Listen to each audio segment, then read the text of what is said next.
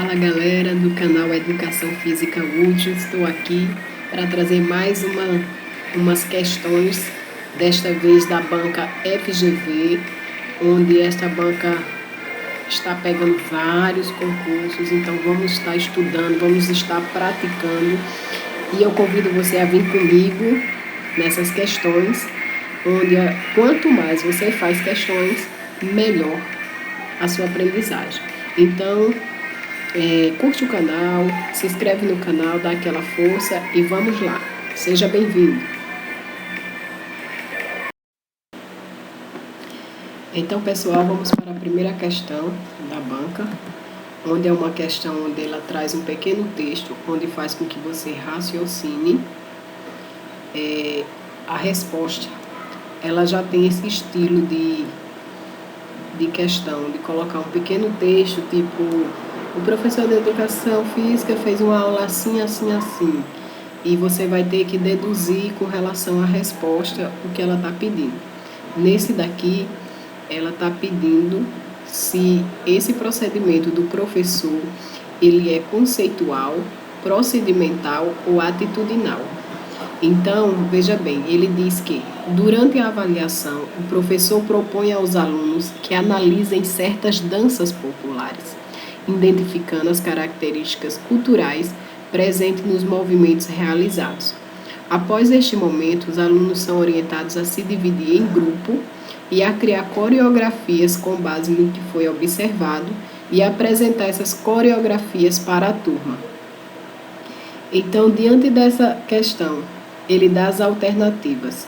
O professor será capaz de avaliar: letra A, somente a dimensão conceitual; letra B, somente a dimensão procedimental; letra C, somente a dimensão procedimental e atitudinal; e letra D, somente as dimensões conceituais e procedimental. E a letra E, as dimensões conceitual, procedimental e atitudinal.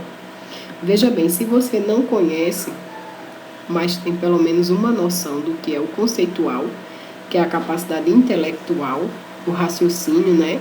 A questão de conceitos. A procedimental se refere ao fazer, e a atitudinal está relacionado com a atitude, com questão de valores, com a relação recebida, né? Então, assim, nesse pequeno texto, a gente viu que, diante dele, a questão correta é a letra E, as dimensões conceitual, procedimental e atitudinal. Por quê? Veja bem, o professor ele propôs aos alunos que analisassem certas danças. Então, conforme eles vão analisar, eles vão ter um conceito das danças. Depois, eles vão formar grupos, né, que ele diz aqui, e vão criar coreografias. Então, é um procedimento que eles vão realizar. E, com base nisso, vai ser observada a apresentação das coreografias para a turma. Então, a atitude, os valores, tudo isso vai ser passado nessa apresentação. Então, se você já pensou, enquanto estávamos lendo as alternativas, a resposta certa é a letra E. Tá tão tranquilo quanto ao que é procedimental, atitudinal, conceitual? Então, vamos para a próxima. A segunda questão, a banca traz sobre o líbero no voleibol.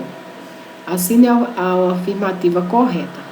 Gente, a questão do líbero é uma questão assim certa para bancas que costumam cobrar esporte. Se na banca que você está estudando, ela sempre cobra questões de esporte, porque algumas cobram mais as questões de tendências, das leis, da parte legislativa. Não sei se você já prestou atenção. Mas quando vai cair esporte, a questão do líbero é muito, muito certa assim de cair. Então é interessante você saber a diferença que há nesse jogador no voleibol. Então ele traz para você marcar a afirmativa correta.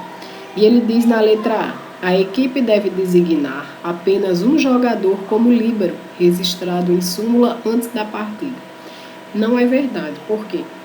tem as substituições do líbero, então ele tem uma quantidade limitada de substituição, mas deve haver outro, não apenas um.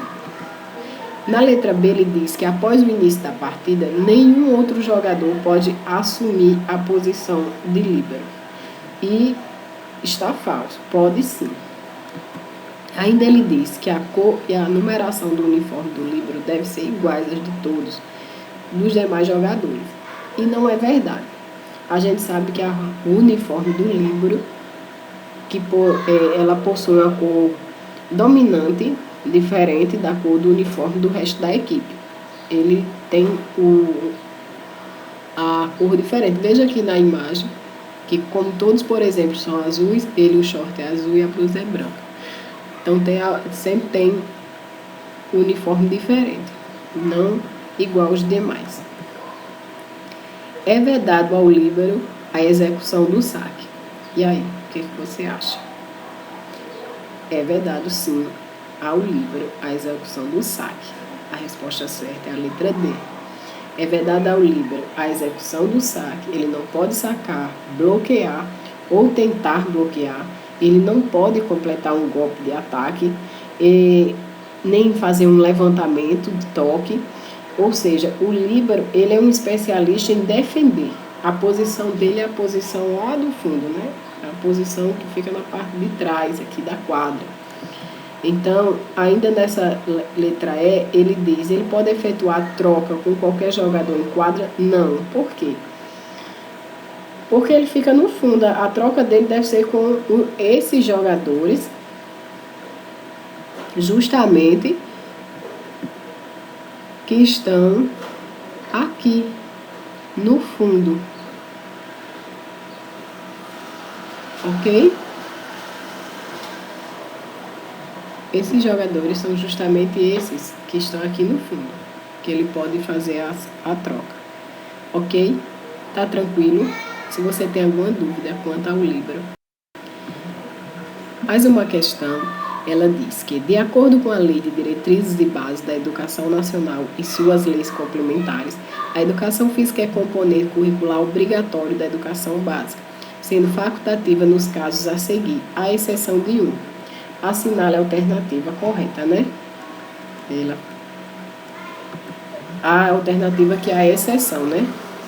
Então, esses itens que traz a LDB é um item também muito cobrado, que é justamente os casos em que a educação física é facultativo, né?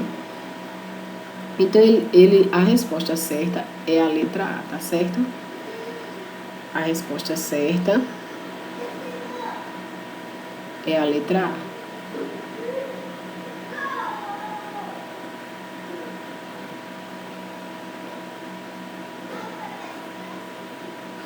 A resposta certa é a letra A, onde diz que os alunos dos cursos noturnos, aos alunos dos cursos noturnos.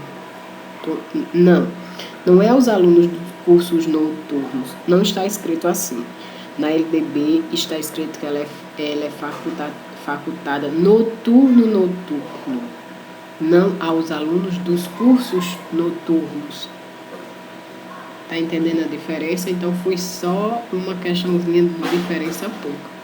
E as outras que estão corretas é o aluno que cumpra jornada de trabalho igual ou superior a 6 horas, aos alunos maiores de 30 anos de idade, aos alunos que estão prestando serviço militar e aos alunos que tenham filhos, que tenham prole, tá escrito lá, né? Então, a diferença era mínima, era só essa questão que não é aos alunos dos cursos noturnos, mas no turno. Questão 4. Considerando a avaliação na educação física, essa é para você marcar verdadeiro ou falso. Então, ele diz que, em uma visão mais processual da educação física, a avaliação deve ser aplicada apenas ao final do processo, para verificar o resultado. A gente já vê de cara que é falso, porque não é aplicada apenas no final do processo, né? Mas é contínua a avaliação. A segunda alternativa. A proposta crítico-superadora trata a avaliação como atribuição de valor a dados quantitativos e qualitativos considerados relevantes. Verdade. Quanto à proposta crítico-superadora, isso está correto. Segundo os PCNs, é importante que a avaliação siga testes padronizados, possibilitando a comparação de alunos dentro de suas turmas e ou entre turmas. Mentira, né, gente? Os PCNs, ele quer que a avaliação ela tenha importância significativa tanto para o professor quanto para o aluno. Então, nós temos nessa questão falso, verdadeiro, falso. Beleza? Vamos para mais uma questão, a de número 5, onde fala a respeito das regras oficiais de futebol. E é para você assinar a afirmativa incorreta. A gente tem que prestar atenção quando fala na parte que é incorreta, né? Para não se confundir. Então, ela diz na letra A que uma partida não deve ser iniciada se uma das equipes tiver menos de 7 jogadores. Bem sabemos que no futebol são 11 jogadores. E, de fato, uma partida não se inicia se tiver menos de 7 jogadores. Então, ainda não é essa. A letra B diz se um substituto iniciar a partida como titular sem notificar o árbitro, a equipe passa a ter uma substituição a menos. Acho que essa alternativa não está condizente. Vamos ver a próxima. Letra C. Em partidas oficiais, não mais do que 3 substituições poderão ser realizadas por equipe. Realmente, em partidas oficiais, isso é verdade. Veja que a gente está buscando a incorreta. E isso é verdade. É utilizado no máximo 3 substituições. A letra D. Qualquer jogador pode trocar de lugar com o goleiro, desde que seja uma parada do jogo e que o árbitro seja informado antes. Isso é verdade. É sim possível. E letra E. Um jogador substituído não pode tornar a participar da partida. Isso é verdade. Tá certo, gente? Faz parte das condições da substituição. Então, a letra certa, que no caso é a afirmativa incorreta dessa questão, é a letra B. Tá certo? Tranquilo? Vamos para a próxima.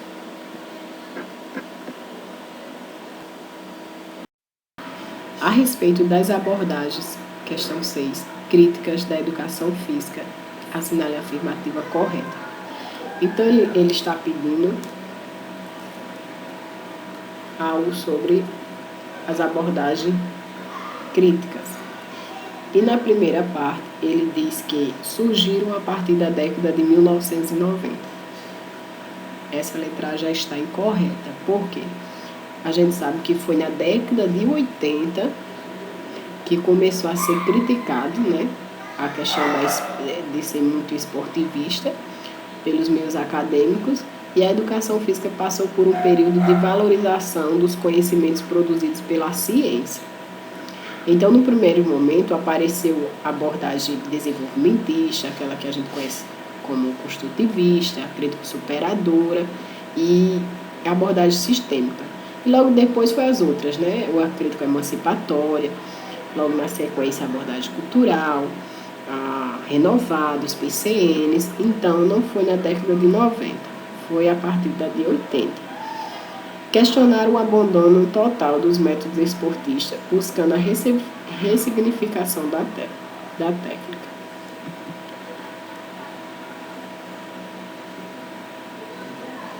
Não, a respeito das abordagens críticas, elas não vieram questionar o abandono total dos métodos esportivistas. Não foi essa a função delas. As críticas, as abordagens críticas, elas já vieram justamente para valorizar mais a questão do conhecimento, não só da parte técnica, né? Letra C. Defende que a pedagogia mais apropriada deve focar somente como ensinar e como aprender. É errado, né, gente? A gente não é um professor tradicional que é só aquilo e tá tudo certo. Não é só focar em ensinar e aprender. Tem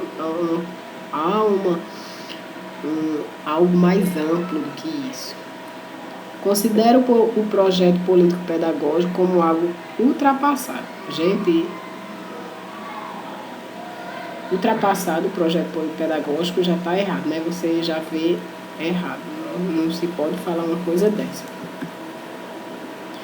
A letra E é a mais coerente, onde diz que propõe um modelo de superação das contradições e injustiças sociais, que a gente sabe que as tendências críticas, principalmente quando a gente lê a Superadora, a Emancipatória, ela fala da superação das injustiças sociais, da transformação. Então, é a letra E, está correta. Beleza? Tranquilo? Eu vou estar trazendo para vocês um vídeo sobre as tendências, muito em breve. Está em preparação. Então, vamos para a questão 7, onde fala que é para estarmos relacionando a fase de aprendizagem de um movimento às respectivas características. Essa questão de fases, a gente sabe que sempre cai alguma coisa relacionada às fases, né? Seja de Piaget, seja de Vygotsky. Mas nesse caso aqui, ela trouxe a fase associativa, autônoma e a fase cognitiva. E logo no quadro seguinte, ela traz sobre as respectivas fases e você deveria relacionar. Eu não sei se vocês já conhecem essas fases, mas a número 1, que é a fase associativa, vamos dizer que ela é a segunda fase, porque é uma fase onde a criança ela efetua um movimento com erros grosseiros, ela visualiza seu erro, mas ela não consegue corrigir. Ou seja, ela percebe que errou, como está escrito aqui, mas onde errou, como corrigir, como ela vai fazer, ela não consegue. Ela é a segunda fase dessas três, na verdade. A fase autônoma é a terceira. Seria a terceira fase, né? Se fôssemos colocar em sequência. A fase autônoma, o indivíduo dedica sua atenção a outra atividade, como os movimentos e táticas do adversário.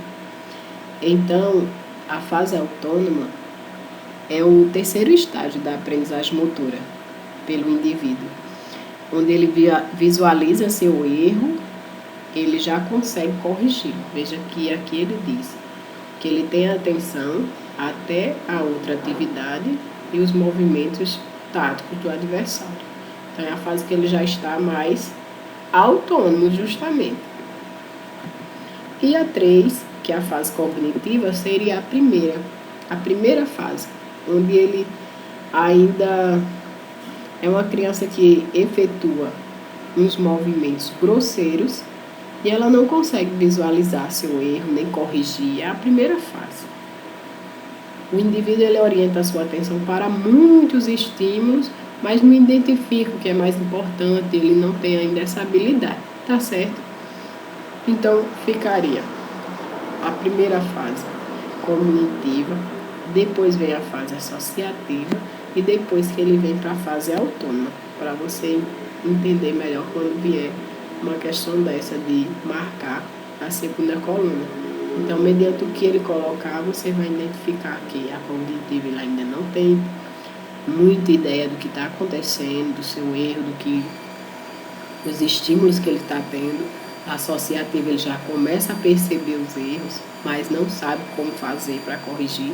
E a autônoma ele já tem essa direção de conseguir corrigir. Tá certo? Tá tranquilo? Vamos para a próxima.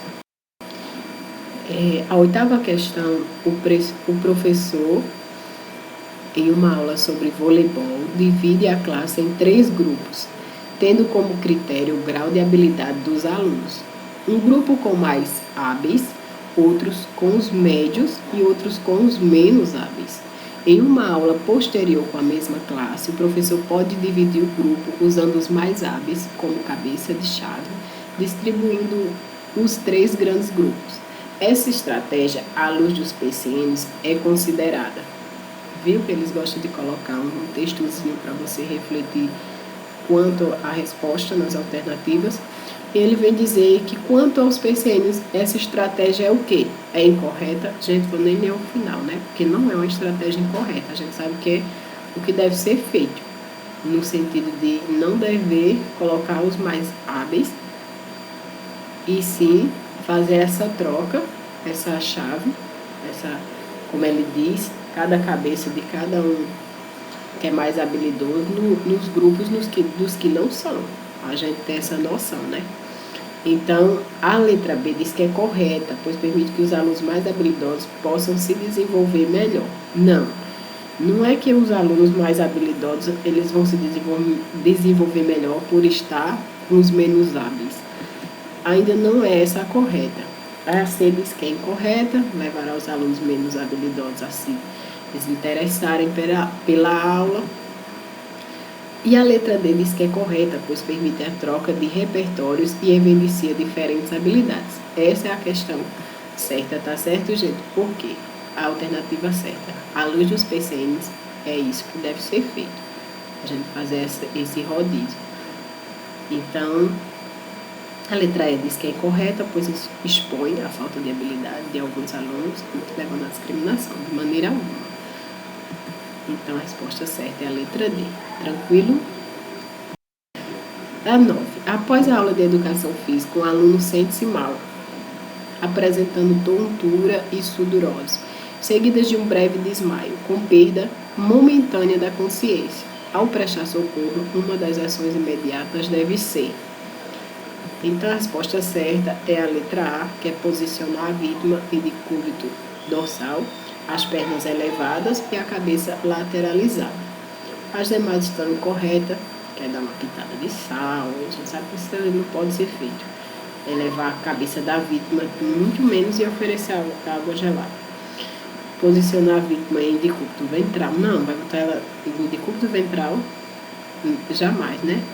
Então, a resposta certa é a letra A, sem mais nessa questão. Ela foi dada, mas viu que ela também segue o mesmo raciocínio de fazer um pequeno texto para você pensar como professor que resposta seria.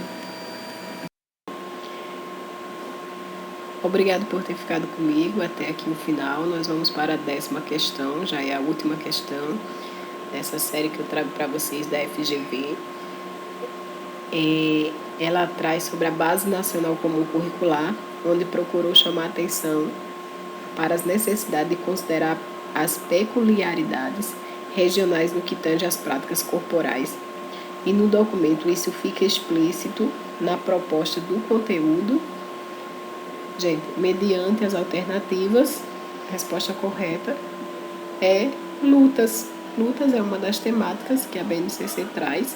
Ela se preocupa, sim, com as peculiaridades regionais, no que tange às lutas desde as regionais, como as brasileiras, e a dos outros países e do mundo, né?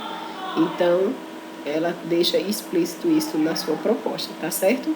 O futebol, ele faz parte da temática esporte, né? Então, não seria ele. A ginástica, ela é trabalhada, a ginástica geral, a ginástica de condicionamento, né? E a musculação não seria. E as práticas corporais de aventura, letra D, é trabalhado justamente a urbana e a de aventura. Então, não teria a ver com essa parte que ela cita da BNCC, deixando a correta letra E, lutas, tá certo? Se vocês tiverem dúvida quanto à BNCC, já tem uma aula sobre a BNCC, falando justamente das suas temáticas, do que é colocado diante da disciplina Educação Física. Vocês podem estar assistindo aqui no canal, tá certo? Muito obrigada, fique com Deus. Obrigada por assistir o canal. Se inscreve, pode falar aqui nos comentários o que você gostaria de ver como tema, como assunto que você está estudando para a sua banca, ou que você está estudando na faculdade e gostaria de ver também aqui, não encontrou o conteúdo e queria alguma luz, pode falar aqui nos comentários que eu estarei buscando esse conhecimento. E muito obrigada. Se inscreve no canal, dá aquela força. Valeu, gente. Um beijo.